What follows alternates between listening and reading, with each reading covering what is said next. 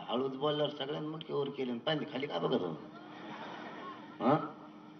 आरक्षण मिळालं का बघत का मोबाईल पिताडावर भाताडावर कोण बसला तरी तुम्हाला काय नोंदी निघाल्या काय तुमच्या मैदानात यायचं शिका मराठ्यांनी आता आता हटायचं नाही तुमच्या जीवावर लढतोय मी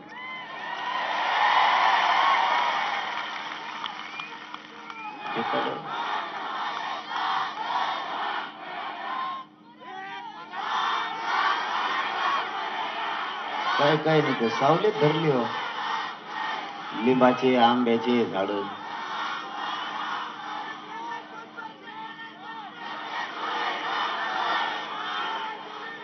अरे तुम मेरे साथ है मैं कुड़े मैं भी तुम्हारे साथ है होंगे आप जे होएंगे वो होंगे मैं भी साथच है ना मैं मा घरातच नसतो मी तर सगळ्यात पुढे तुम्ही टेन्शनच घेऊ नका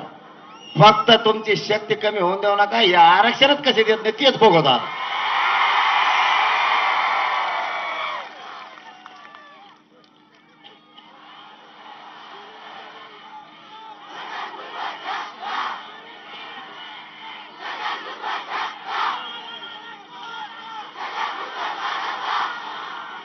अरे तो काही नाही करीत त्याचं टेन्शन ना घेऊ तुम्ही मी खंबीर आहे त्याला तुम्ही त्याचं टेन्शनच नका घेऊ आणि मी त्याच्यावर बोलत बी नाही आता मी कसल्याचं बी नाव घेत नसतो माझ्याकडे मंत्रिमंडळात शिष्टमंडळ आलं 5-6 दिवसापूर्वी आणि ते मला म्हणलं बा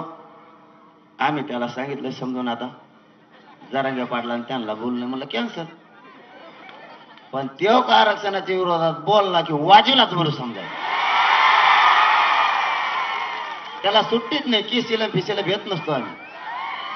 अरे इथं एकदा बाण टोकरीला तर 2 पिढ्या बोली ना आता बोलत नाहीत आपण एकमेकाला आणि त्या नोटिशीला कोण काय करणार आहे आता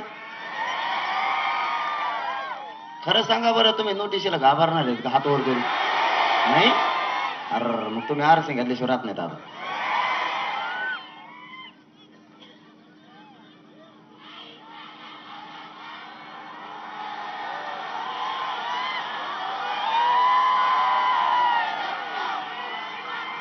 सरकारनं आपल्याला या अगोदर वेळ मागितला बांधवांना तुम्हाला माहिती असावं म्हणून सांगतोय कारण हा लढा अंतिम टप्प्यात आहे आरक्षण समजून घ्या ज्यांनी ज्यांनी आरक्षण समजून घेतलं ते आरक्षणात गेले आणि नोकऱ्याला सुद्धा लागले आता तरी सावध व्हा बेसावध राहू नका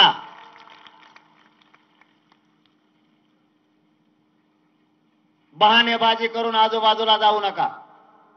आता एकजूट राहा अशी संधी मराठ्यांना पुन्हा नाही येणार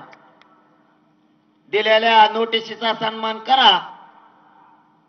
पण आरक्षणापासून मागे हटायचं नाही हे मात्र खरं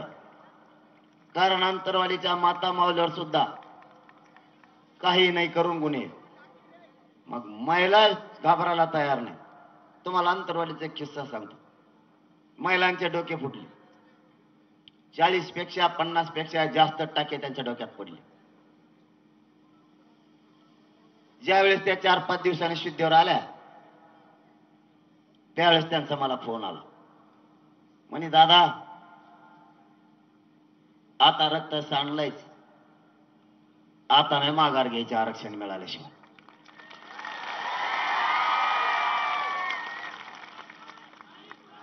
मग आता इथून पुढे आमच्या हाताने झालंय काय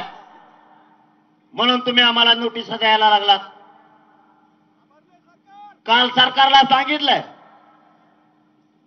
तुम्ही पुन्हा प्रयोग करू नका तुम्हाला जळ जाईल